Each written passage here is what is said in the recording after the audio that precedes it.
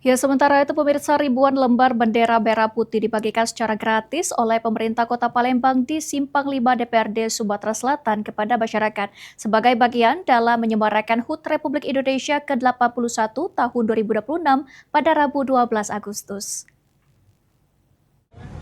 Asisten 1 Setda Kota Palembang Kiagus Sulaiman Amin mengatakan pembagian bendera merah putih ini untuk mengajak masyarakat mengingat kembali semangat nasionalisme. Di Simpang 5 DPRD Sumatera Selatan ini, pemerintah Kota Palembang membagikan sebanyak 5.000 lembar bendera merah putih dari kontribusi OPD, Ormas, komunitas, dan lainnya.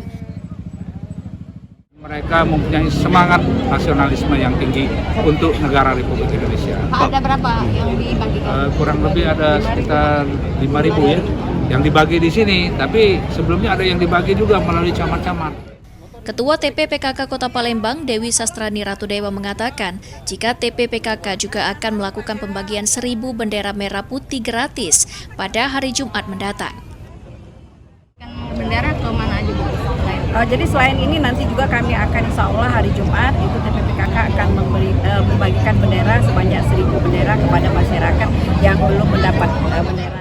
Dari data Badan Kesbangpol Kota Palembang, pada HUT RI ke-81 tahun ini, sebanyak 14.000 lebih bendera merah putih gratis akan dibagikan kepada masyarakat. Sandi Pratama, PAL TV.